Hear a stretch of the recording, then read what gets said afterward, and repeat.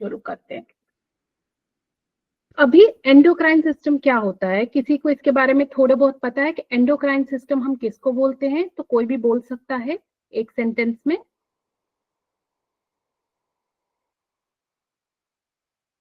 Okay, endocrine system होता है जहां ग्रंथि और हार्मोन्स की बात की जाए, ग्लैंड और हार्मोन्स।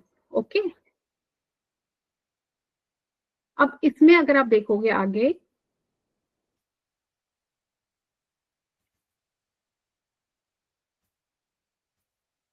ये अभी हमारे दो बॉडी में दो कंट्रोल सिस्टम्स होते हैं जो आपकी पूरी बॉडी की मैक्सिमम फंक्शंस को कंट्रोल करते हैं।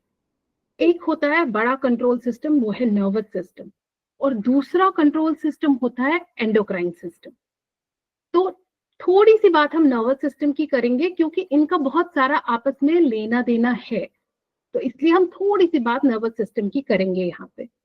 नर्वस सिस्टम में मेजर कंपोनेंट्स होते हैं ब्रेन, स्पाइनल कॉर्ड और नर्व्स। उससे या तो केमिकल सिग्नल्स और केमिकल मैसेंजर्स ट्रिगर होते हैं, और न्यूरॉन्स का हिस्सा होता है, जो जो इसका बेसिक सेल है नर्वस सिस्टम का टिश्यू, उसको न्यूरॉन बोलते हैं। तो उसका आपको पता होगा कि उसका एक पार्ट डेंड्राइट होता है और एक एक्सियन होता है। जो लंबा प्रोसेस होता है वो एक्सियन होता है। तो वो ये इलेक्ट्रिक सिग्नल्स हमारे साइनेप्टिक क्लिफ्ट में लेकर जाता है, और ये जो सिग्नल्स होते हैं ये किससे जाता है? ये न्यूरोट्रांसमीटर से जाता है। तो हमें कभी भी हार्मोन को कंप्लीटली कंफ्यूज नहीं होना है न्यूरोट्रांसमीटर से। जो नर्वस सिस्टम से निकले वो न्यूरोट्रांसमीटर और वो प्रोटीन्स होते हैं, और जो एंडोक्राइन सिस्टम से निकले वो हार्मोन्स। ओके, ये क्लियर हो गया? हाँ ना तो बोलिए कोई। Yes ma'am. Okay, good. तो एंडोक्राइन सिस्टम जो है, अब हमारे पास दो टाइप के ग्लैंड्स होते हैं। एक होते हैं डक्ट वाले ग्लैंड। डक्ट मतलब आपके पास यहाँ पे एक छोटी सी ऐसे नली जैसी है, एक जगह है जहां पे वो अपने केमिकल्स या जो भी चीजें हैं एंजाइम्स को डाल रहा है। तो जो डक्ट वाले ग्लैंड होते हैं उनको एक्सोक्राइन ग्लैंड बोलते हैं। और वो कैसे, जैसे आप एग्जांपल ले सकते हो, अपने मुंह में स्लाइवा होता है, आंखों से अपने टेयर्स निकलते हैं, तो वो सब जो होते हैं वो डक्ट वाले ग्लैंड होते हैं। और ये जो ग्लैंड्स होते हैं, जो एंडोक्राइन सिस्टम के ग्लैंड्स है, वो हमारे होते हैं डक्टलेस ग्लैंड्स। सब अपने कॉपी पेन लेकर रखिए, इंपॉर्टेंट पॉइंट्स में नोट कराऊंगी, आप प्लीज वो नोट करिए। ये बहुत इंपॉर्टेंट पॉइंट है, एग्जाम में शायद आया भी है कि डक्टलेस ग्लैंड्स कौन से होते हैं। तो जो एंडोक्राइन सिस्टम के ग्लैंड्स होते हैं वो अपने डक्टलेस ग्लैंड्स होते हैं, और वो क्या निकालते हैं? वो निकालते हैं हार्मोन्स। और नर्वस टिश्यू क्या निकालता है? न्यूरोट्रांसमीटर। ये आपको डिफरेंस नोट करना है। और ये एंडोक्राइन सिस्टम नाम सबसे पहले, ये जो हार्मोन्स है, नाम सबसे पहले किसने दिया? वो दिया अर्नेस्ट हेनरी स्टर्लिंग। 1905 में उन्होंने देखा कि कुछ तो छोटे छोटे केमिकल्स, उन्होंने अपने शोध में देखा कि छोटे छोटे एक्सपेरिमेंट्स में कि कुछ केमिकल्स हैं जो कि बॉडी के लिए बहुत कामगर है, लेकिन ये हार्मोन जो है बहुत स्मॉल अमाउंट में निकल के बॉडी में एकदम उथल पुथल मचा सकते हैं। तो इनका अमाउंट ये बहुत बड़ा बड़ा अमाउंट नहीं है, ये सिर्फ छोटा छोटा अमाउंट निकलता है पूरी बॉडी में, और उनको हार्मोन्स बोलते हैं। और ये भी आ सकता है, क्या ये न्यूट्रिएंट सब्सटेंसेस हैं? क्या इसमें न्यूट्रिशन है? कोई हाँ या ना में मुझे जवाब दीजिए। हार्मोन्स में न्यूट्रिशन होगा क्या? नहीं। यस नहीं होगा, क्योंकि वो प्रोटीन के बने हैं ना। नहीं, नहीं होगा, न्यूट्रिएंट्स नहीं होगा, यही आपको ध्यान रखना है।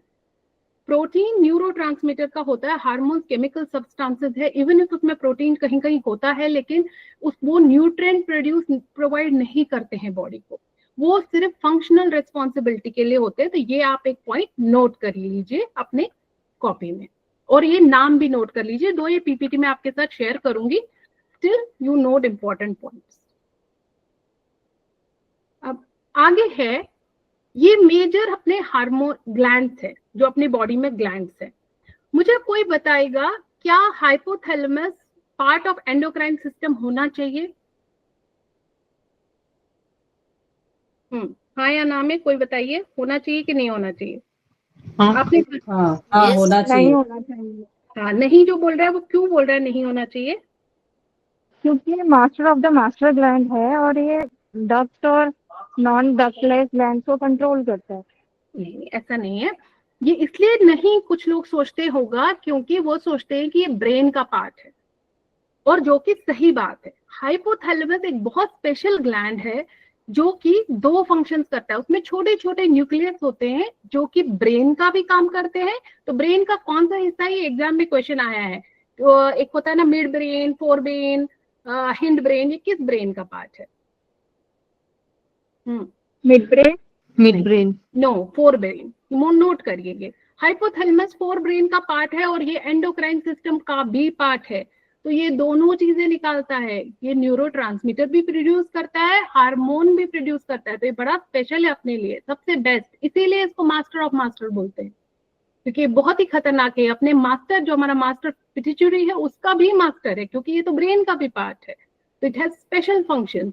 तो हमें इसको नोट करना है। हाइपोथैलेमस दोनों में आता है, फोर ब्रेन का पार्ट है। ओके, अब मुझे कोई बताएगा सबसे ऊपर, अगर हमें अरेंज करने को, ये भी क्वेश्चन आया है, अरेंज करने को अगर आपको ग्लैंड्स को लगाएंगे ऊपर से नीचे तक, आप फर्स्ट ग्लैंड किसको रखोगे सर में? हाइपोथैलेमस। नहीं, हाइपोथैलेमस के ऊपर पीनियल ग्लैंड है। यहाँ पे अच्छे से दिखाया नहीं है इन लोगों ने। देखो, हाइपोथैलेमस थोड़ा नीचे है, पीनियल सबसे ऊपर है। तो ये नोट करिए, फर्स्ट ग्लैंड जो अपनी बॉडी में सर में सबसे ऊपर आता है, ये पीछे आपको एक और जब मैं पिक्चर दिखाऊंगी उधर दिखेगा, ये एक छोटा सा पी शेप, इसीलिए इसका नाम, देखिए नाम हम आज रटते नहीं करेंगे, हम इसको नाम को समझ समझ के करेंगे ताकि हमें ये एंडोक्राइन सिस्टम एकदम याद हो जाए। तभी क्लास का फायदा है, नहीं वो प्रवचन टाइप्स में हमें फायदा नहीं आएगा। तो इसलिए आप नोट भी करिए, पी टाइप है शेप, इसलिए नाम इसका पीनियल ग्लैंड, और ये बॉडी में सबसे ऊपर। ओके, उसके बाद आता है हाइपोथैलेमस, उसके बाद आता है पिट्यूटरी। देखिए पिट्यूटरी कहाँ पे है, अपना यहाँ पे है। हाइपोथैलेमस यहाँ पे है, हाइपोथैलेमस के एकदम नीचे यहाँ पे पिट्यूटरी होता है यहाँ पे, और उसके नीचे आता है थायराइड। थायराइड के पीछे है पैराथायराइड। तो आप इसको साथ में ही लिखते हैं, पैराथायराइड और थायराइड। तो इसमें नहीं हम डिस्टिंग्विश कर सकते कौन ऊपर कौन नीचे, बट स्टिल आप पैराथायराइड लिख लीजिए, फिर थायराइड, फिर थाइमस यहाँ चेस्ट के बीच में। ये लिवर हमारा ग्लैंड नहीं है, ये एक्सोक्राइन ग्लैंड है, एंडोक्राइन नहीं है। और फिर आता है किडनी के ऊपर एड्रीनल ग्लैंड, और फिर आता है पेंक्रियास। पेंक्रियास भी जो है एक स्पेशल टाइप का ग्लैंड है। कोई बोलेगा क्यों, बताइए? मिक्स ग्लैंड है। Very good, very good. ये निकालता है, ये अपने हार्मोन्स भी निकालता है। और अब मुझे कोई बताएगा कि क्या बॉडी में और कोई ऐसे मिक्स ग्लैंड है क्या? हेट्रो ग्लैंड बोलते हैं इनको, कोई और है क्या? लीवर। नहीं, लिवर तो एक्सोक्राइन, वो एंजाइम्स निकालता है, वो हार्मोन्स नहीं नाइट्स गोनाड्स, जो अपने ओवरीज एंड टेस्टिस है, ये भी याद रखिए, नोट करिए इसको। गोनाड जो है वो मिक्स ग्लैंड्स है। क्यों? क्योंकि वो ओवम भी रिलीज करते हैं, स्पर्म भी रिलीज करते हैं, और हार्मोन्स भी रिलीज करते हैं। ओके, नेक्स्ट स्लाइड पे, इस स्लाइड से कोई प्रॉब्लम नहीं है ना? नेक्स्ट स्लाइड पे जाऊं? हाँ, अब एंडोक्राइन सिस्टम का डेफिनेशन है, it's collection of glands that produces hormones to regulate various body functions. तो ये बॉडी को हेमोस्टेसिस में लाता है, मतलब एक रेगुलेशन में लाता है, ना कुछ कम होना चाहिए ना ज्यादा होना चाहिए, सब कुछ परफेक्ट होना चाहिए। उस परफेक्शन को अचीव करता है एंडोक्राइन ग्लैंड। और किसकी मदद से? ग्लैंड्स और ये जो केमिकल सब्सटेंसेस है हार्मोन, उनकी मदद से। और ये ग्लैंड हम वैसे ही बात कर चुके हैं, डक्टलेस होते हैं। डक्टलेस मतलब ये कहाँ डालेंगे अपने केमिकल्स को? डक्ट जब इनके पास है ही नहीं तो कहाँ डालेंगे? Direct into the blood. Blood में। वेरी, ब्लड में। तो आप मुझे बताइए, अगर ये ब्लड में डाल रहे हैं, क्या इनका टारगेट पास होगा कि दूर होगा? दूर रहेगा, ये पूरे बॉडी में रहेगा। वेरी गुड, क्योंकि ये दूर रहेगा इसीलिए इनको डक्टलेस ये कर सकते हैं ऐसा काम। जो डक्ट वाले हैं, जिनको पास पास वाला काम करना होता है, स्लाइवा को मुंह में ही काम करना है, तो मुंह के जो ग्लैंड है वो एक्सोक्राइन ग्लैंड है, क्योंकि वो डक्ट वाले ग्लैंड है। तो जो डक्टलेस ग्लैंड होंगे वो दूर जाएंगे, तो क्योंकि वो ब्लड के थ्रू भेज रहे हैं। ओके, ये दो हेट्रोक्राइन ग्लैंड की हमने बात कर ली है, उनको मिक्स ग्लैंड भी बोलते हैं, कंपाउंड ग्लैंड भी बोलते हैं। तो कौन से दो है? Pancreas and gonads. Gonads. Gonads. Gonads का दूसरा नाम क्या है? उनको हम ओवरी और टेस्टिस भी बोल सकते हैं, ठीक है। मेल के केस में टेस्टिस, फीमेल के केस में ओवरी। अब है ये हाइपोथैलेमस, जैसे मैंने बोला स्पेशल है, ये आपको पीपीटी मिल जाएगी। ये पिक्चर अभी आपको मे बी उतना क्लियर नहीं दिख रहा होगा, आप पेन कॉपी से नोट करिए, मैं आपको समझा दूंगी तो आपको क्लियर हो जाएगा, और जब आप खुद पीपीटी देखोगे तो आपको ये बिल्कुल क्लियर हो जाएगा। अब हम देख रहे हैं ये ऊपर है हाइपोथैलेमस, ठीक है। आपको दो वर्ड्स कंप्लीटली इसमें नोट करने हैं, याद रखने हैं, तो आपको सारे हार्मोन्स इसके याद रहेंगे, ठीक है। पहला वर्ड आप लिखिए ट्रोपिन, TROPIN, ये जो ट्रोपिन है वर्ड, TROPIN। किसी को पता है ट्रोपिन का मतलब क्या है? आप लिखिए ट्रोपिन का मतलब है जो कि पुश करता है रिलीज करने के लिए, जो कि ट्रिगर करता है, ठीक है। दूसरा वर्ड क्या है? Statin, STATIN। आपको पता है स्टैटिक मोमेंट क्या होता है? स्टैटिक हम कभी बोलते हैं वो स्टैटिक हो गया, तो स्टैटिक क्या होता है? जो चले ना, तो जो रोके वो स्टैटिन, ओके, जो रोके वो स्टैटिन, जो ट्रिगर करे वो ट्रोपिन। ये बहुत इंपॉर्टेंट है, ये दोनों आप लिखिए, आपको सारे हार्मोन्स लर्न हो जाएंगे अभी यहीं पे, ओके। तो अब ये इसके बहुत सारे काम है, जैसे मैंने पहले ही बोला ये स्पेशल है, तो हम इसके सारे काम पढ़ते हैं, फिर इसके हार्मोन्स पढ़ते हैं। ये बॉडी का थर्मोस्टैट है। थर्मोस्टैट मतलब क्या करता है? बॉडी का टेम्परेचर को रेगुलेट करता है। तो ये देखता है कि भैया बॉडी अगर अभी बहुत ठंड लग रही है तो बॉडी में शिवरिंग पैदा कर लेगा, कि हाँ शिवरिंग से क्या होगा? मसल्स हिलेंगी और बॉडी में हीट जनरेट होगी। अगर इसको ये देखेगा कि पानी कितना, मुझे स्वेट कितना लाना है, पानी कितना करना है, उतना कितना रिटेन करना है, कितना बाहर छोड़ना है, तो ये सब काम बेचारा ये इसलिए करता है कि हम बॉडी का थर्मोस्टैट है। और ये इसके साथ इसका काम में हेल्प करने के लिए, थर्मोस्टैट वाले काम करने में थोड़ा सा इसको थायराइड भी हेल्प करता है। तो अगर आपको पूछेंगे बॉडी का मेन थर्मोस्टैट कौन है, वो हाइपोथैलेमस है। अगर पूछेंगे with the help of home, तो वो थायराइड ग्लैंड की हेल्प में है। दूसरा, इसके पास एक छोटा सा न्यूक्लियस होता है, दो न्यूक्लियस होते हैं इनफैक्ट, जो एपेटाइट, एपेटाइट किसी को पता है क्या होता है? भूख, वेरी गुड। तो भूख को कंट्रोल करता है ये, कि हमें कितनी भूख, किसी को बहुत भूख लगती है, किसी को ज्यादा भूख लगती है, किसी को कम लगती है। एट टाइम वो थायराइड ग्लैंड का चक्कर होता है, ये सॉरी हाइपोथैलेमस ग्लैंड का चक्कर होता है। तो ये हमारे एपेटाइट को कंट्रोल करता है कि किसको कितनी भूख लगेगी। फिर ये हमारे सेटाइटी को कंट्रोल करता है। सेटाइटी मतलब मेरा जो संतुष्टि आती है ना खाना खा के, कि हमारा पेट भर गया, वो सिग्नल हाइपोथैलेमस देता है। और ये सिग्नल ये 20 मिनट के बाद जनरेट करता है। इसलिए हम बोलते हैं योगिक वे में या किसी भी रिलीजियस इसमें कि आप चबा चबा के आहिस्ता खाना खाओ, क्योंकि हाइपोथैलेमस बेचारा तभी समझ पाएगा और हमें सिग्नल देगा कि अरे तुम्हारा पेट भर गया, हो गया तुम्हारा। और कभी और थर्स्ट वाला जो उसका न्यूक्लियस है ना, वो इतना पास है हंगर वाले न्यूक्लियस के, तो हमारी गड़बड़ क्या हो जाती है कि एट टाइम हमें प्यास लगी होती है और हमें लगता है भूख। किसी के साथ ऐसा हुआ है कि लगा है भूख लग रही है और पानी पी के फिर पेट भर जाता है? कभी आपने नोटिस किया? नोटिस करना इसको। जी एग्जैक्टली। तो ये मैं पानी पी लेती हूँ, वैसे ही प्यास खत्म हो जाती है, भूख खत्म हो जाती है। तो अब आपको पता चल गया किसका काम है। हाइपोथैलेमस के दो न्यूक्लियस पास पास है, तो हमें कंफ्यूज कर रहे हैं, तो इसलिए वो सिग्नल वहां से आता है और वाटर को बैलेंस भी करता है बॉडी में। अब इसका एक और काम है, ये एग्जाम में आया भी है क्वेश्चन, कि सर्केडियम रिदम कौन मेंटेन करता है? हाइपोथैलेमस मेंटेन करता है। इसके साथ एक हार्मोन भी होता है, मैं आपको बाद में आएगा आगे तो समझाऊंगी कि कौन सा एक और हार्मोन है किसी एक और सिस्टम का। तो सर्केडियम सिस्टम, हाँ मेलेट, करेक्ट। तो ये क्यों, ये कैसे करता है कि भैया हमें कितने बजे जागना है, कितने बजे सोना है, कैसे, ये हमारा जो नोट करता रहता है। तो आज अगर आप खाना 12 बजे खा रहे हो, कल भी 12 बजे खा रहे हो, तीसरे दिन भी 12 बजे खा रहे हो, चौथे दिन आपको 12 बजे ही सिग्नल आएगा भूख का। और उठने का, जागने का, एक्टिविटी का, ये सारा कि कब नींद आ रही है वो फिक्स्ड होता जाएगा, जागना फिक्स होता जाएगा, अगर आप सिमिलर टाइम पे करोगे तो। अब हम इसको मौका ही नहीं देंगे, एक दिन हम 1 बजे सोएंगे, एक दिन हम 10 बजे शाम को सोएंगे, तो इसको मौका नहीं मिलता आज के लाइफस्टाइल में। इसलिए बेचारा ये रेगुलेट नहीं कर पाता, इसलिए हमें अलार्म लगाना पड़ता है। अदरवाइज इसका ये खुद का ये बहुत ही एफिशिएंट सिस्टम है। और ये इमोशनल रिस्पॉन्सेज के लिए भी हमारा हेल्प करता है कि हमें फेयर जनरेट होता है, एंगर जनरेट होता है, लव जनरेट होता है, स्ट्रेस के टाइम अलग रिस्पॉन्स आता है। और अब के इंपॉर्टेंट कंसेप्ट जो इससे बहुत क्वेश्चंस बनते हैं वो है अपना हार्मोन रेगुलेशन।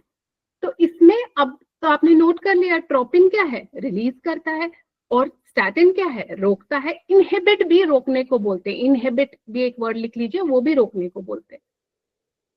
तो अगर मैं बोलूं कॉर्टिकोट्रोपिन रिलीजिंग हार्मोन, तो ये क्या करेगा?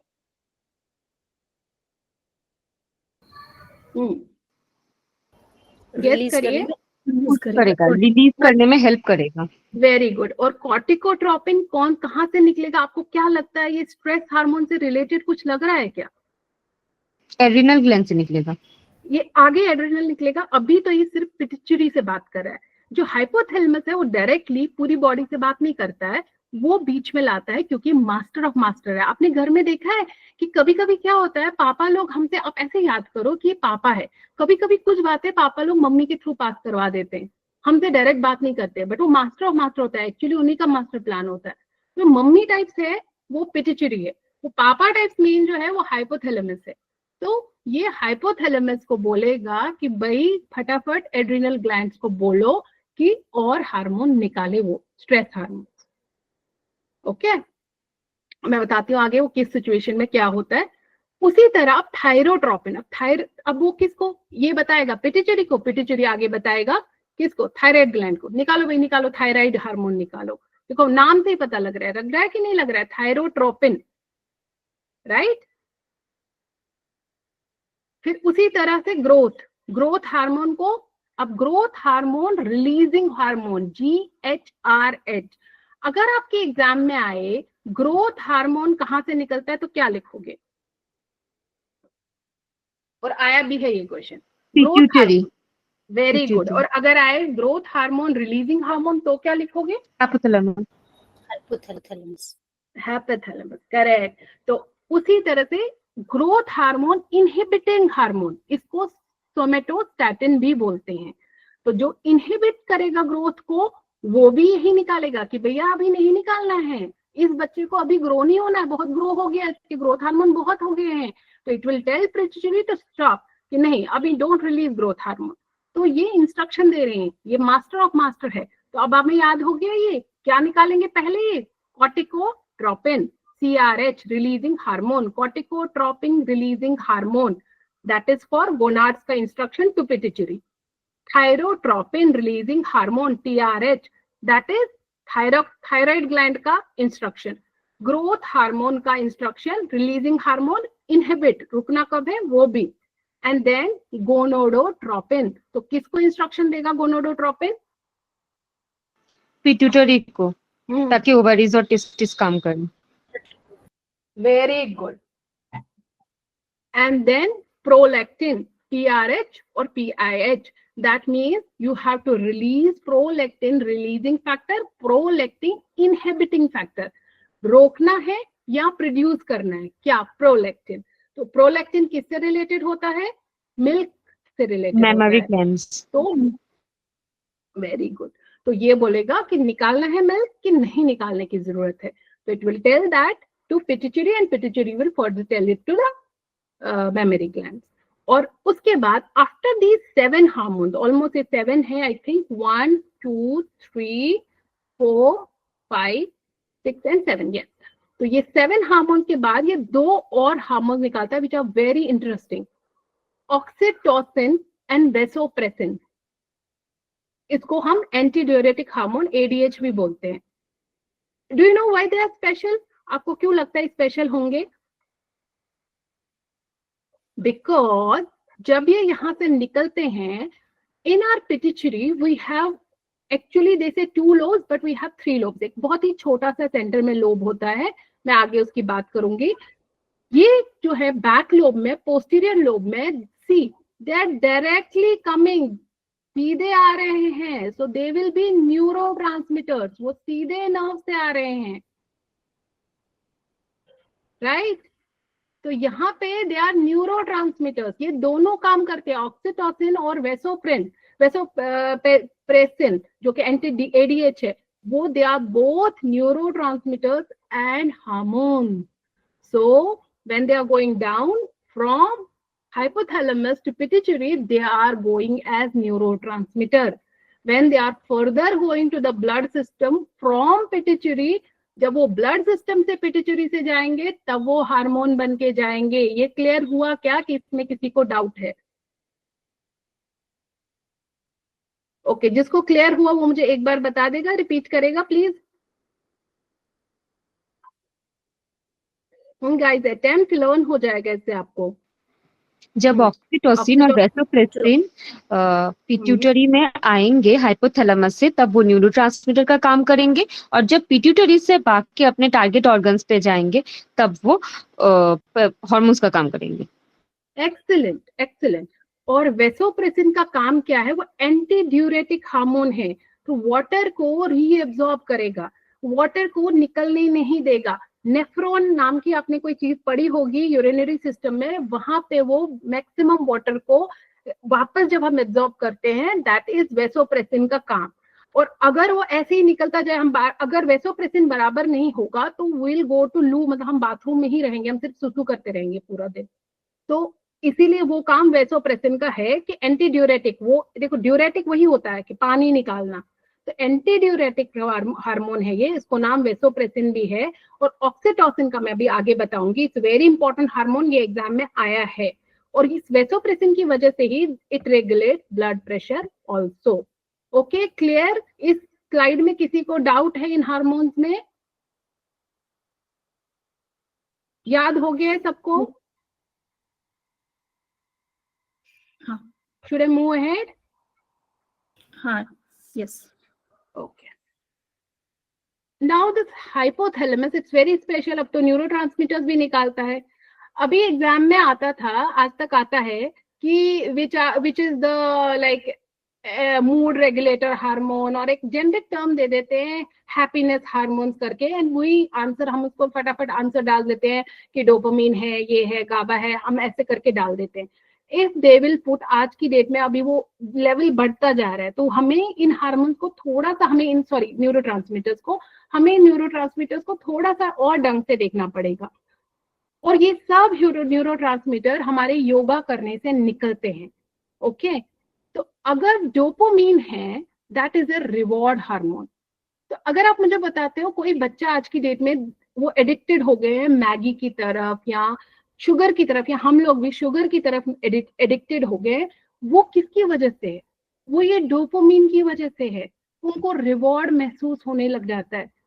सपोज करो आप रोज एक रन पे जा रहे हो, उसके बाद आपने एक रूटीन बना ली, आप आते हुए कुछ मीठा खा रहे हो, तो आपको रिवॉर्ड फील होता है, तो आपकी बॉडी रोज वो रिवॉर्ड वापस वापस वापस आपसे मांगती है. वैसे ही शुगर जब हाई होता है, बॉडी में एनर्जी हाई होती है फॉर टाइम बीइंग, बाद में बहुत ज्यादा गिर जाती है.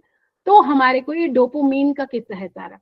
तो अगर आपको बोलेंगे, और जब हम योगा करते हैं डोपामिन बहुत ज्यादा रेगुलेट हो जाता है, हमें नेचुरली इससे डोपामिन बढ़ जाता है, तो हमें लगता है हमें रिवॉर्ड मिल गया, तो हमें फिर ये एक्सटर्नल एडिक्शन की जरूरत नहीं पड़ती है. वी डोंट नीड कि हम स्मोकिंग करें, हम वो करें, हम अल्कोहल ले. तो ये हमारा नेचुरल रिवॉर्ड हार्मोन है. तो अगर एग्जाम में अलग से आएगा कि रिवॉर्ड हार्मोन कौन सा है, तो आप क्या डालोगे? आप डोपामिन डालोगे. ठीक है, क्योंकि अब वो 5-6 हार्मोन मिक्स करके डालेगा. फ्यूचर यही है. अभी क्वेश्चंस का लेवल डे बाय डे बढ़ता जा रहा है, वो इकट्ठे नहीं पूछेगा कि हैप्पीनेस हार्मोन्स कौन से हैं. ओके, तो रिमेंबर दिस कि डोपामिन है हमारा रिवॉर्ड हार्मोन, मोटिवेशन का हार्मोन, और ये प्रोलैक्टिन को भी थोड़ा सा अपना वो करता है, इम्पैक्ट करता है. अच्छा, अब आपको कोई पार्किंसन डिजीज के बारे में किसी को पता है? पार्किंसन डिजीज में क्या होता है? This is very important. Parkinson disease में डोपामिन कम होता है. हाथ कांपता है पार्किंसंस में ना. Very good. और वो किसकी वजह से होता है? वो डोपामिन की उनको कमी हो जाती है. उनके जो सर में डोपामिन के डिफरेंट सेंटर्स होते हैं, वो सही से काम ही नहीं करते. उसी तरह एडीएचडी में ये डोपामिन बढ़ जाता है, और उसकी वजह से वो इम्पल्सिव हो जाते हैं. हम बोलते हैं ना आजकल बच्चे इम्पल्सिव हो गए हैं, वो इतना रिवॉर्ड कर रहे हैं, उनको इतना मीठा खिला रहे हैं, वो एडीएचडी उससे बहुत ज्यादा बढ़ रहा है. दो एक बीमारी है वो ऑन द ग्राउंड, बट उससे बहुत बढ़ता है. तो इजीली कंट्रोलेबल है अगर वो एक अच्छा खाना खाएं. इसीलिए जो एडिक्शन है उसका नेचुरल सोर्स क्या है डोपामिन का? एक्सरसाइज है, ओमेगा 3 है, अपना प्रोटीन डाइट है, कार्बोहाइड्रेट कम करना है, विटामिन डी लेना है, सन में रहना है, तो उससे डोपामिन खुद ही बढ़ता है। इसीलिए हम पहले सन में रहना प्रेफर करते थे, हम विंटर्स में छत पे बैठ के काम करते थे, तो दैट हमें फिर वो फील गुड फैक्टर आता था नीचे आके। वैसे ये इतना इंपॉर्टेंट नहीं, बट आप याद रख सकते हो ग्लूटामेट जो है वो लर्निंग और मेमोरी के काम आता है। दूसरा बहुत इंपॉर्टेंट है गाबा। इसका पूरा फुल फॉर्म है गामा अमीनो ब्यूट्रिक एसिड। तो गाबा तो आप एटलीस्ट याद रखो अगर फुल फॉर्म नहीं याद रहता है। ये क्या करता है? ये आपके सेंट्रल नर्वस सिस्टम को काम करता है, शांत करता है। तो जब हम कोई मेडिटेशन करते हैं, कुछ करते हैं ऐसा, योगा में स्लो रिलैक्सेशन प्रोसेस करते हैं, तो गाबा निकलता है। तो किसी को एपिलेप्सी पता है क्या होता है? सीजर्स आते हैं। हाँ करेक्ट। तो अगर हमारे को गाबा हमारा जो डिसफंक्शन हो जाता है तो एपिलेप्सी का एक वन ऑफ द कारण है। अभी तक एपिलेप्सी का डीप डाउन कारण नहीं पता है, लोग बोलते हैं जेनेटिक है, बट ये कुछ लोगों ने अभी फाइंड कर रहे हैं रिसर्च पेपर्स में कि गाबा की कमी से भी एपिलेप्सी होती है। दूसरी एक डिजीज होती है हंटिंगटन डिजीज। इसमें भी इनवॉलेंट्री मूवमेंट्स होते हैं पार्किंसन की तरह, बट पार्किंसन में बॉडी बहुत स्टिफ हो जाती है, इसमें उतनी स्टिफ नहीं होती है और इसमें यादाश्त खो जाती है बंदे की। और एल्जाइमर्स डिजीज तो आप सबको पता होगा, यादाश्त खो जाती है, तो और मतलब शॉर्ट टर्म मेमोरी लॉस होता है। तो वैसा चीजों में क्या हो जाता है? गाबा की कमी होती है, और ये भी योगा की वजह से रेगुलेट होता है। इसके बहुत अनफ रिसर्च पेपर्स आए हैं। अब दूसरा हार्मोन है, किसी को पता है ये नॉर्थ एपिनेफ्रिन के बारे में? कौन सा हार्मोन है? ये बहुत बार पढ़ा, एग्जाम में बहुत आया है। Yes yes, try. नॉरएड्रेनालिन को ही तो बोलते हैं। करेक्ट, नॉन एड्रेनलिन को ही बोलते हैं, बट ये कहाँ से निकलता है? आपको क्या लगता है, मतलब किससे रिलेटेड है? एड्रिनल ग्लैंड से रिलेटेड है, right? Yes most yes. People सोचते हैं, है ना? लेकिन अब ये बहुत मजेदार चीज है, it's both, it's neurotransmitter and hormone both. इसीलिए इसको अलग से लिया जाता है। It is produce by your hypothalamus also, and ये जो है थोड़ा सा प्रोड्यूस होता है एड्रिनल ग्लैंड्स में भी। और इपिनेफ्रिन जो है, जो इसका दूसरा ब्रदर है, इसी के जैसा काम है, but it comes out from adrenal medulla only. तो ये हम बहुत बार मैं सुनती हूँ और लोग ऐसे कंफ्यूज कर देते हैं कि उनको लगता है कि दोनों सेम ही है, मतलब ये एड्रिनल से ही निकलते हैं सिर्फ। नॉन एपिनेफ्रिन, अगर आपको कोई पूछे, ये न्यूरोट्रांसमीटर प्लस हार्मोन दोनों हैं। एपिनेफ्रिन जो है वो एड्रिनल मेडुला से ही सिर्फ निकलता है, ये दोनों से निकलता है, एड्रिनल मेडुला से भी निकलता है, हाइपोथैलेमस से भी निकलता है।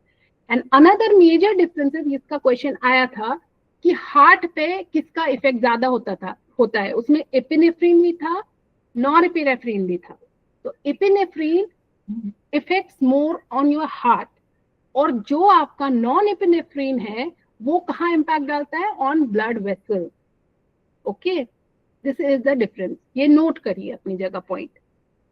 और नॉन एपिनेफ्रिन नेफ्रिन को ही नॉन एड्रेनालाइन और एड्रेनालाइन बोलते हैं।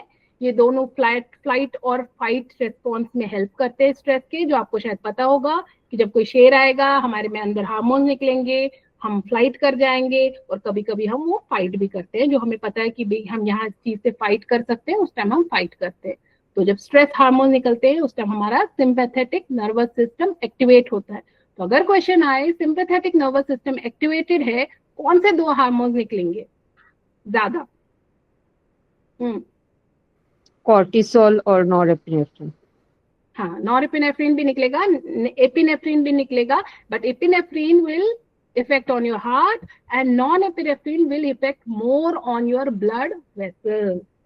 ओके, दूसरा एक इंपॉर्टेंट हार्मोन है सेरोटोनिन, जिसका काम मूड रेगुलेशन, एपेटाइट और सोने में है। आपने सेरोटोनिन कभी सुना है कि डिप्रेशन वाले पेशेंट्स में इसका मेडिसिन देते हैं? जो डिप्रेशन में होते हैं उनका मूड रेगुलेट करने के लिए उनको सेरोटोनिन की सप्लीमेंट्स दिए जाते हैं, क्योंकि उनको सेरोटोनिन उनकी बॉडी में कम होता है। यहाँ पे किसी को डाउट है कुछ? ओके, अब हम आगे चलते हैं। अब हम पिट्यूटरी की बात करेंगे। अब हमने देखा पीछे से जो पोस्टीरियर, पहले हम पोस्टीरियर लोब की बात करती हूँ मैं, फिर एंटीरियर की करूंगी। पोस्टीरियर लोब में हमने देखा कि दो न्यूरोट्रांसमीटर बन के आए, एक आया ऑक्सीटॉक्सिन, एक आया एडीएच। अब एडीएच अगर मेरा ज्यादा हो जाता है तो डायबिटीज इंसिपीडियस होता है। अब मुझे कोई बताएगा डायबिटीज इंसिपीडियस में एक तो हाँ वॉशरूम बहुत जाते हैं क्योंकि एडीएच कम है, ये मैंने आपको बताया था कि वाटर रिटेंशन होगा नहीं, वाटर एब्जॉर्ब नहीं होगा, हम बहुत वॉशरूम जाएंगे, तो ये एक चीज होगा, वाटर रेगुलेशन नहीं होगा। और क्या होगा डायबिटीज इंसिपीडियस में, किसी को लगता है कि शुगर लेवल पे कोई इम्पैक्ट पड़ेगा? अटेम्प्ट करिए इसको।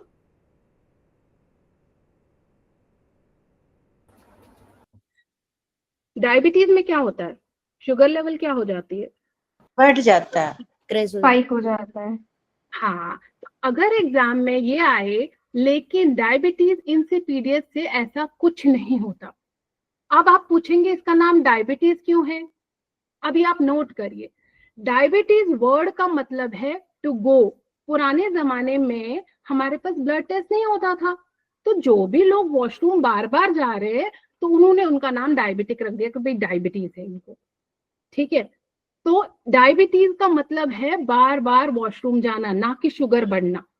लेकिन जब इसके सामने इंसिपीडियस लगे, मतलब उस पानी का, इंसिपीडियस का मतलब होता है टेस्टलेस, कोई टेस्ट ही नहीं, इस पानी में कोई मधुरता ही नहीं है, तो इनको डायबिटीज नहीं होता है। ये एडीएच की अलग बीमारी है, ये पिट्यूटरी की बीमारी है, इसमें किडनी एब्जॉर्ब नहीं कर रही है पानी। लेकिन जो अपना डायबिटीज मेलेटस है, उसमें मेलेटस का मतलब हनी लाइक, तो वो हनी लाइक मीठा, वो शुगर को रिलीज करने के लिए, ताकि बॉडी का नेचुरल डिफेंस मैकेनिज्म है कि डायबिटीज जिसका शुगर बढ़ जाए कि वो बार बार वॉशरूम जाए ताकि उसकी बॉडी में शुगर लेवल्स कम हो। तो ये आपका मेजर डिफरेंस है, ये नोट करिए। डायबिटीज इंसिपीडियस में जो वॉशरूम जब जो जाता है तो शुगर रिलीज नहीं करता, ग्लूकोज की लेवल पे डिफरेंस नहीं होता, ये अपना पिट्यूटरी का डिजीज है। ओके, और जो मेलाइटिस है दैट इज कि शुगर रिलीज करता है, वो डायबिटीज प्रॉपर जो हम डायबिटीज समझते हैं वो डिजीज है, type 2 diabetes. Okay, clear? Can we control this diabetes insipidus? Control नहीं, but it can be cured with the supplements. वो एडीएच के डिफरेंट सप्लीमेंट्स देते हैं and they will give you. In yoga में तो याद से कि when you are calm and everything and you do particular योगिक क्रियास, तो your pituitary and this hormones they get in balance, तो थोड़ा इसमें फर्क हो जाता है। Yes, this is all. जो भी हमारा एंडोक्राइन सिस्टम है ना, वी टेक दीज जीन्स, हम अपने मम्मी पापा से जीन्स लेते हैं, but we abuse our body कि वो जीन्स एक्सप्रेशन में आए।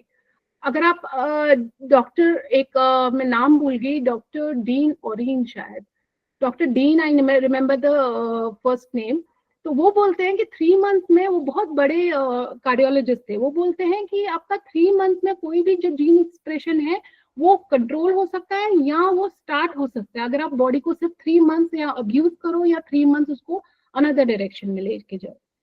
But type 1 diabetes is very difficult. Autoimmunity is very difficult to control once it starts. Okay. Oxytocin अब दूसरा हार्मोन है। अगर आपको कोई पूछेगा कडलिंग हार्मोन या लव हार्मोन कौन है, तो कौन है? ऑक्सीटोसिन है। ये ऑक्सीटोसिन क्या करता है इसके, और अच्छा अगर कोई पूछेगा बर्थ हार्मोन कौन सा है, कौन सा है जो बर्थ वुमेन को बर्थ करने में? ऑक्सीटोसिन, क्योंकि ये यूरेट्रस को कॉन्ट्रैक्ट करके बर्थ में हेल्प करता है। और ये किस में हेल्प करता है? मिल्क को इजेक्ट करने में। मिल्क को प्रोड्यूस करवाता है प्रोलैक्टिन, मगर इजेक्ट करवाता है ऑक्सीटोसिन। ये नोट करिए अपने इसमें। अगर मिल्क इजेक्शन की बात करें तो ऑक्सीटोसिन, अगर मिल्क प्रोडक्शन की बात करें तो प्रोलैक्टिन। ओके,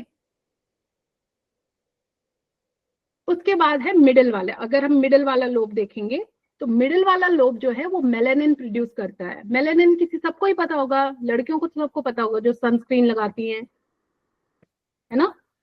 मेलानिन होता है स्किन का कलर, जब हमारा डार्क हो जाता है सन की वजह से, वो प्रोटेक्शन के लिए होता है, क्योंकि सन की जो हार्मफुल रेज होती है that can cause skin cancer, तो बॉडी नेचुरल प्रोटेक्शन के लिए उस स्किन के कलर को काला कर देती है। तो ये मिडिल वाला, ये भी काम पिट्यूटरी का, ये कभी नहीं आया लेकिन आ सकता है। तो अगर आपको मेलानिन पूछे तो ये पिट्यूटरी का हार्मोन है। और एंटीरियर लोब, जो सामने का लोब है, इसके बहुत फंक्शंस है। जो ऊपर सिग्नल्स आए हाइपोथैलेमस से, all the work is now being done by pituitary. वो आप सबको सिग्नल्स भेजेगा what to do and what not to do, क्या करना है क्या नहीं करना है। तो जीएच मतलब ग्रोथ हार्मोन। वहां पे अगर आया है हाइपोथैलेमस से जीएच, लिसन टू इट, अगर मैं बोलूंगी जीएच रिलीजिंग हार्मोन, तो ये ग्रोथ हार्मोन क्या होगा? बढ़ेगा कि घटेगा? बढ़ेगा। बढ़ेगा। Very good, very good. और अगर इनहिबिट आएगा तो घटेगा। अगर सोमोस्टैटिन आएगा तो बोलेगा सोमोस्टैटिन मतलब रुक जाओ मत बढ़ो। घटेगा। अगर हाँ, वहां से थायरोट्रोपिन आएगा टीएसएच बढ़ जाएगा। अगर वहां से आएगा अपना सीआरएच तो क्या होगा? एसीटीएच का बढ़ जाएगा क्योंकि सीआरएच है, रिमेम्बर। वहां से सीआरएच आता है, कॉर्टिसोल रिलीजिंग हार्मोन, तो वो अपना यहाँ पे ये बढ़ जाएगा। फिर ये एफएसएच, फॉलिकल स्टिमुलेटिंग हार्मोन, ये क्या बोलेगा ओवरी को? फॉलिकल निकालो, फॉलिकल निकालो, वी नीड फॉलिकल्स नाउ। अगर एलएच है तो एलएच क्या हो जाएगा? वो अपना दूसरा काम करता है जो कि आगे मैं आपको एक्सप्लेन करती हूँ दूसरी स्लाइड्स में। That is for your, that is in your reproductive system में वो काम करता है।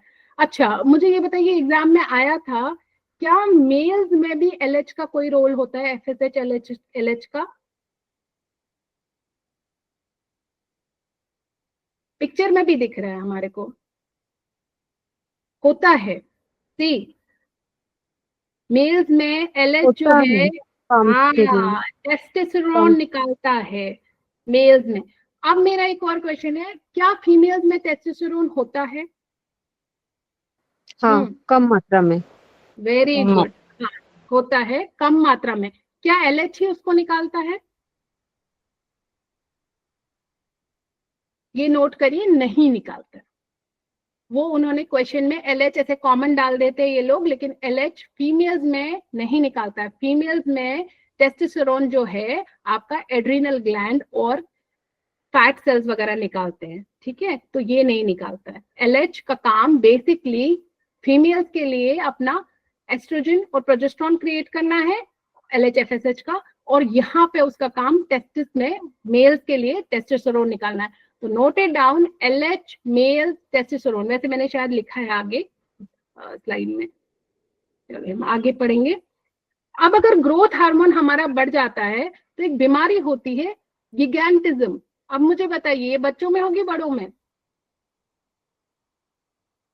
गैस करिए, इसी से आपको याद रहेगा, इसीलिए मैं पूछ रही हूँ, अदरवाइज मैं बता सकती हूँ सीधे सीधे। बच्चों में ही होगी सर। हाँ, ये बच्चों में होती है, और जो एक्रोमेगली होती है वो बड़ों में होती है। इसीलिए यहाँ गिगेंटिज्म में लिखा है लीनियर ग्रोथ, मतलब बच्चा लंबा होता जाता है, 7.5 फुट का हो जाता है, which is not good for him at all, और उसमें उसकी डेथ भी हो सकती है। ओके, और ये एक्रोमेगली में क्या होता है? बोन्स फ्यूज होती जाती है, ग्रोथ प्लेट्स स्टैग्नेट हो जाती है, और ये बड़ों में थोड़ी, अडल्ट में। और डॉर्फिज्म होता है, ग्रोथ हार्मोन कम हो जाता है तो आपकी हाइट छोटी हो जाती है। अब मुझे बताइए, अगर थायराइड हार्मोन टीएसएच जो है, थायराइड स्टिमुलेटिंग हार्मोन, अगर बढ़ा हुआ है तो क्या हम हाइपोथायराइड होंगे कि हाइपर? हाइपर। हाइपर। नहीं, ये याद रखिए, ये भी नोट करिए, हम हाइपोथायराइड होंगे। क्यों? मैं आपको बताती हूँ। हाइपोथैलेमस देखता है बॉडी में थायराइड हार्मोन लो है क्या, अगर ब्लड में लो है वो पिट्यूटरी को बोलता है आप निकालो, आप निकालो, क्योंकि बॉडी में कम है, तो जो अपना थायराइड है उसकी क्षमता घट जाती है। तो इसीलिए टीएसएच उसको कंपनसेट करने के लिए कि भैया निकालो निकालो निकालो आप, लेकिन उसकी थायराइड की सेल्स ही उतनी क्षमता नहीं होती कि वो T3 T4 निकाले अच्छे से। तो अगर आप देखोगे सॉर्ट ऑफ नेगेटिव फीडबैक दे रहा है। तो अगर टीएसएच मेरा हाई है, मेरे थायराइड हार्मोन क्या होंगे? लो। इसीलिए सुबह वो लोग जिनको थायराइड हाइपोथायराइड होता है वो क्या खाते हैं? थायराइड की दवाई, राइट?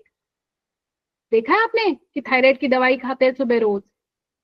वो T4 की दवाई खाते हैं, वो टीएसएच की दवाई नहीं खाते। टीएसएच बड़ा होता है लेकिन जो थायराइड का हार्मोन होता है वो लो होता है। ये क्लियर हुआ? ये क्लियर हुआ कि फिर से बोलूं? क्लियर है। थायराइड हार्मोन्स लो तभी हाइपोथायराइडिज्म बोलते, थायराइड हार्मोन्स का बेसिकली खेल है। हाँ, T3 और T4 का वो कम हो गया तो टीएसएच ज्यादा होगा। तो दे आर अपोजिट, वो एक दूसरे के अपोजिट में काम करते हैं। Okay, Can you explain about T3 and T4? हाँ, वो I am going to explain it, अभी आगे थायराइड आएगा तो हम will explain it more there. Okay, ACTH जो है वो triggers cortisol and androgen production, और फॉलिकल SSH जो मैंने बोला था वो फीमेल्स में यहाँ पे एग प्रोडक्शन में काम आता है, और उनके जो सेकेंडरी कैरेक्टरिस्टिक्स होते हैं प्यूबर्टी के टाइम कि उनके डिफरेंट कैरेक्टर्स, बॉडी चेंज हो जाती है मेल और फीमेल की, वो हमारा FSH ट्रिगर करता है, एस्ट्रोजन बनाता है। और मेल में ये क्या करता है, स्पर्म्स बनाता है। तो ये बेसिकली प्यूबर्टी के टाइम और बाद में भी स्पर्म वगैरह बनाने में और फॉलिकल मतलब एग वगैरह बनाने के काम आता है SSH। प्रोलैक्टिन जो है वो मिल्क प्रोडक्शन में, LH जो है वो फीमेल्स में क्या करता है, साइकिल रेगुलेशन में काम आता है, वो रिलीज करता है ओवम और वहां से बनता है प्रोजेस्टेरॉन। ठीक है, यहाँ पे क्लियर हो गया।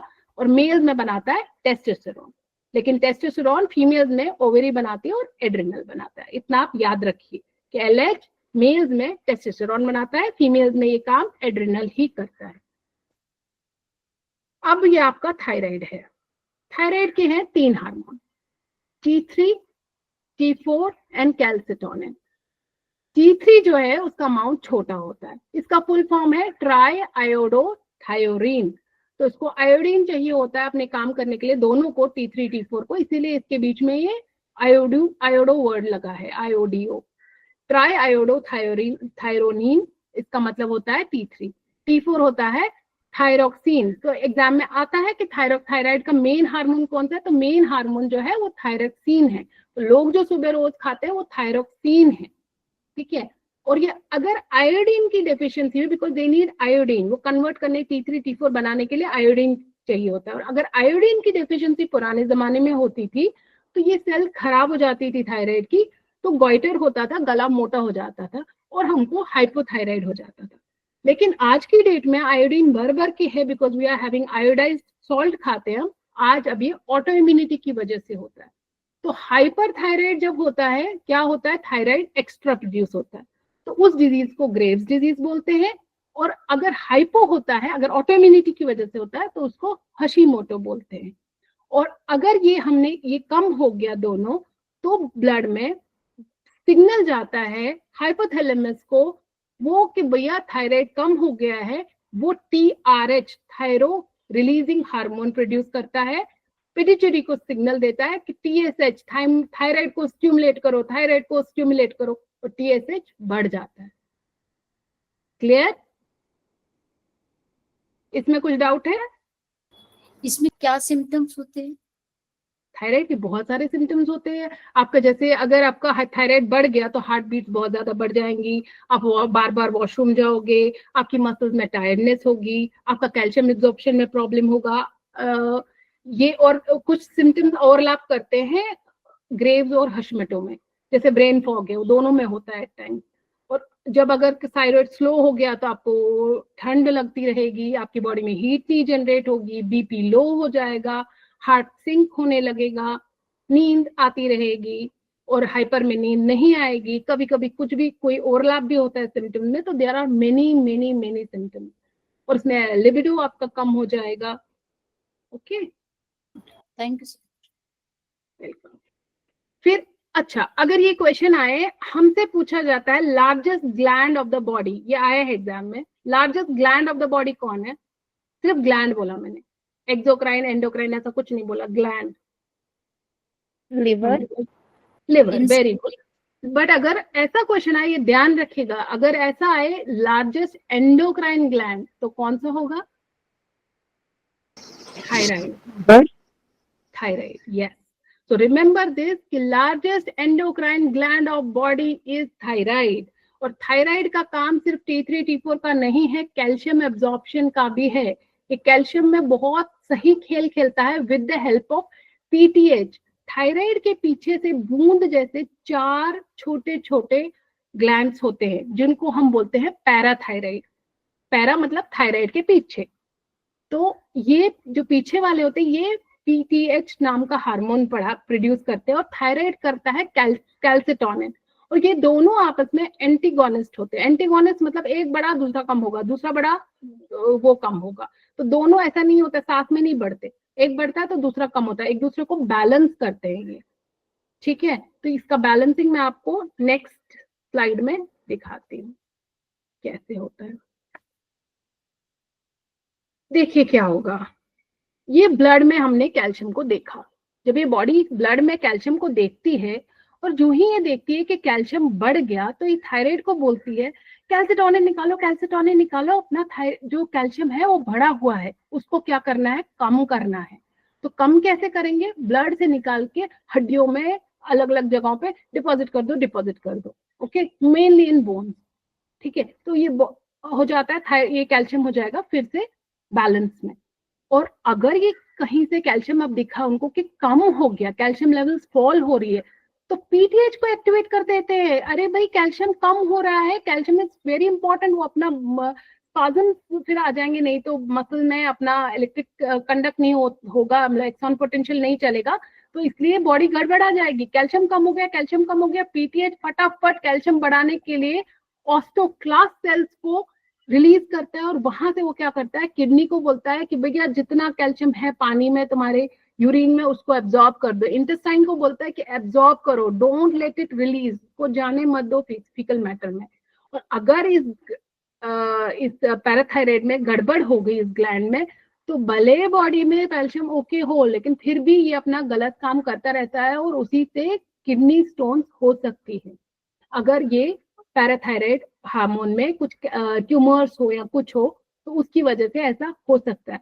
ये आपको क्लियर हुआ, इसमें कुछ डाउट है? ये कोई मुझे एक्सप्लेन कर दो जो मैंने बोला छोटे में 2 लाइंस में।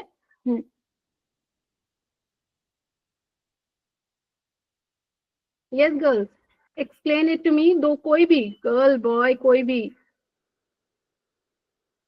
जब ब्लड में कैल्शियम ज्यादा होता है, थायराइड कैल्सिटोनिन निकालता है ताकि ब्लड का कैल्शियम लेवल रेगुलेट कर सके और बोन्स में डिपॉजिट कर सके। पर जब बहुत ज्यादा गिर जाता है तो पैराथायराइड को टेंशन हो जाता है और वो फिर पीटीएच निकालता है ताकि फिर से ब्लड में कैल्शियम लेवल रिस्टोर किया जा सके। तो इंटेस्टाइन और किडनी को बोल के वो कैल्शियम लेवल मेंटेन करता है, एब्जॉर्प्शन कम करता है, यूरिन में कम जाने देता है और बोन से भी निकाल देता है। हाँ, बोल से भी निकालता है ताकि ब्लड में, मेन बात है कि ब्लड में कैल्शियम का लेवल मेंटेन होना चाहिए।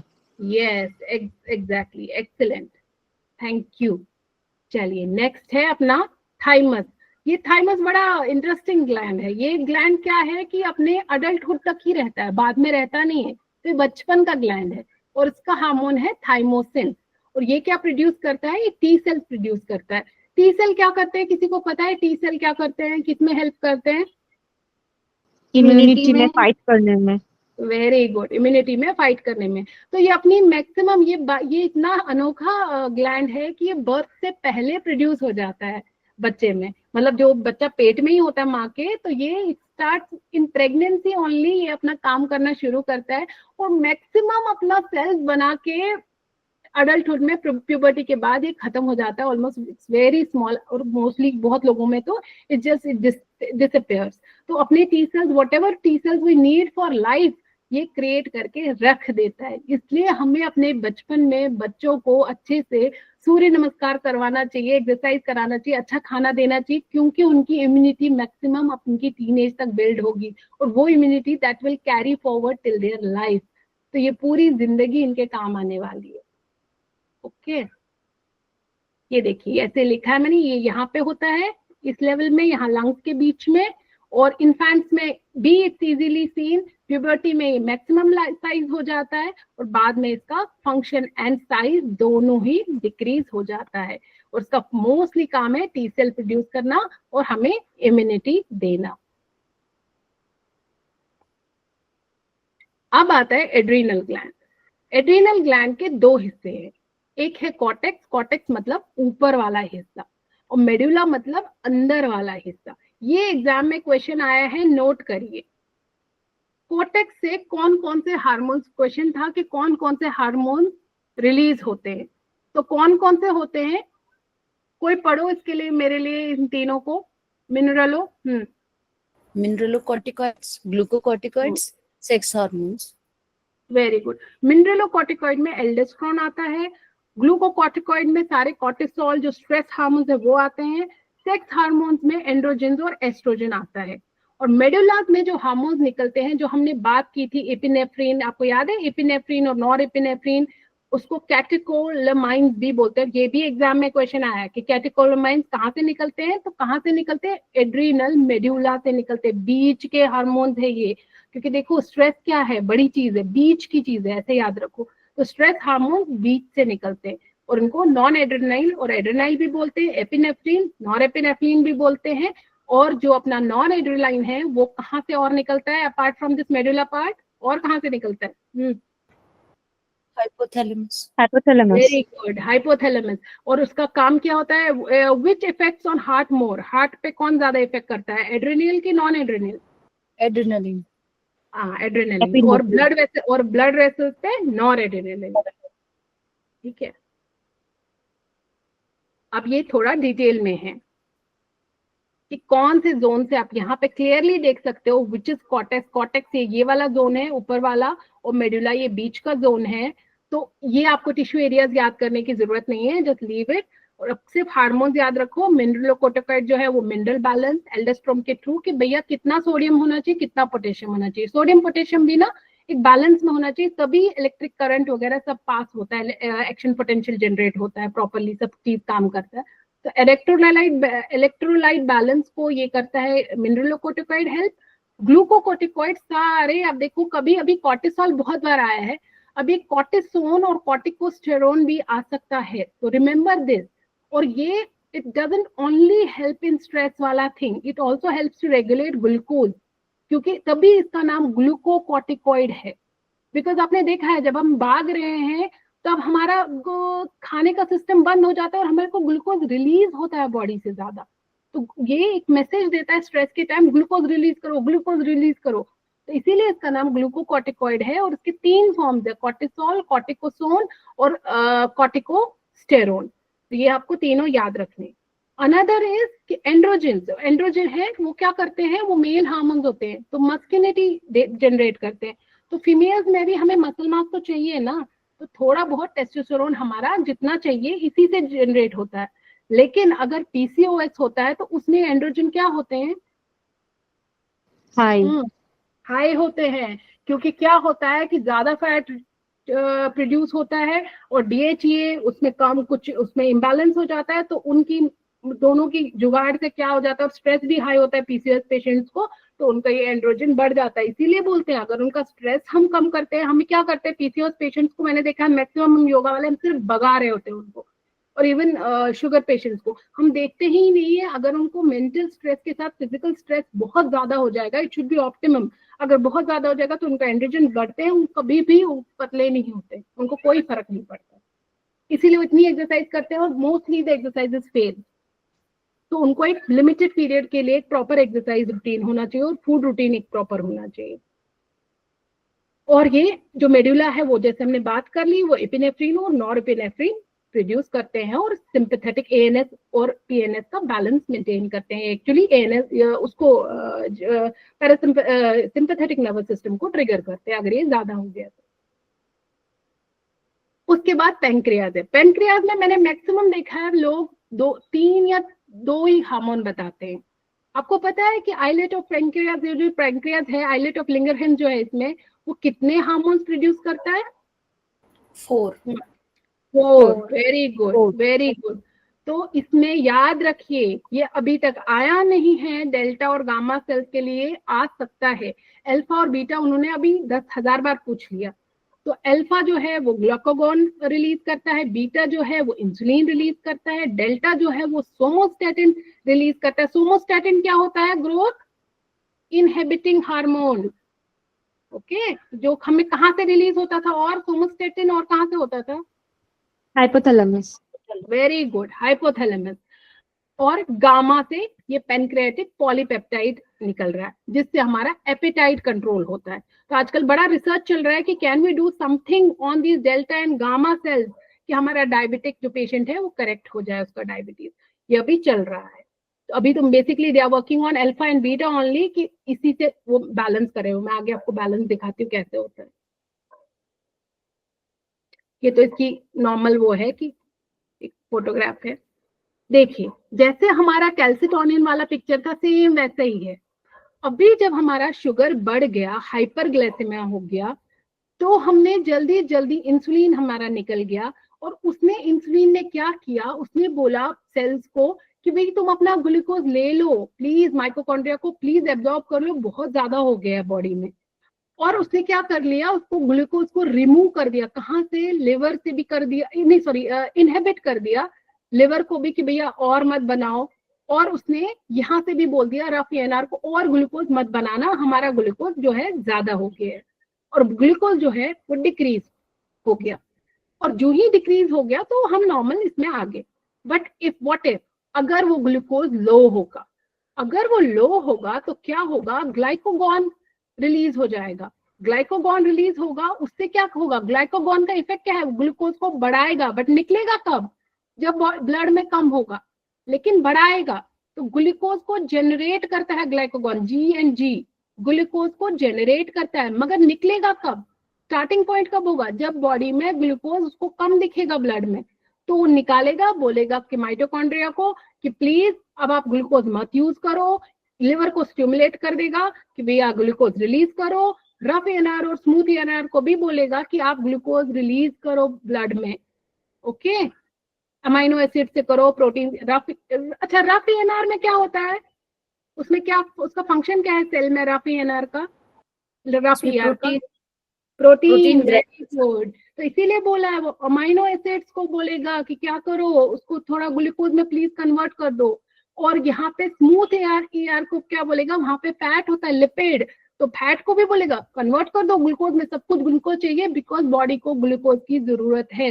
तो ग्लाइकोगॉन विल मेक ग्लूकोज, और इंसुलिन क्या होगा, उसको कम करेगा। लेकिन जनरेट कब होगा, आपको ध्यान रखना, जनरेट तब होगा जब बॉडी में ग्लूकोज कम होगा। जब ज्यादा होगा तो हम इंसुलिन देंगे उसको, किसके लिए, कम करने के लिए।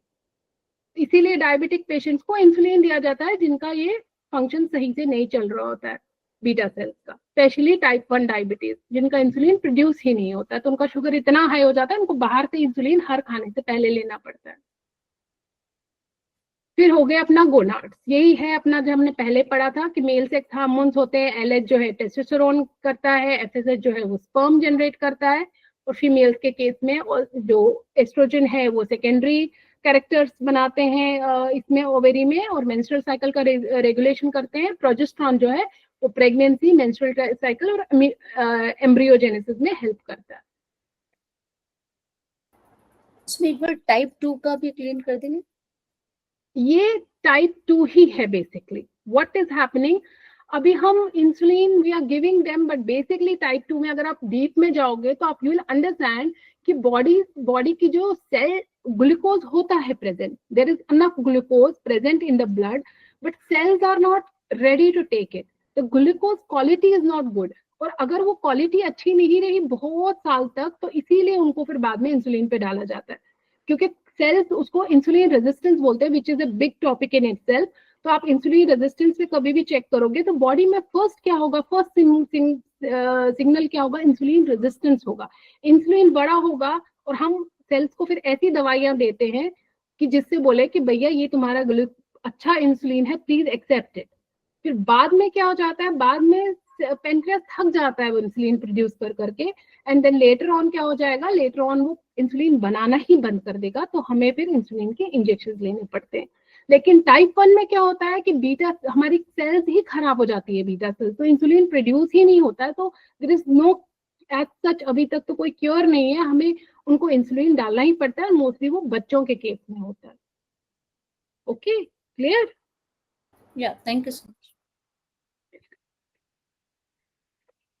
देन है ये पीनियल ग्लैंड। अब पीनियल ग्लैंड का काम क्या है, इसका मेन एक अभी तक इसका फंक्शन जो है ना प्रॉपरली स्टडी क्या बोलते हैं, they are trying a lot but they are not able to actually see कि इसके एक्चुअल बहुत डीप फंक्शन है। दे आर साइंटिस्ट आर गेसिंग कि इसके बहुत ज्यादा फंक्शन है।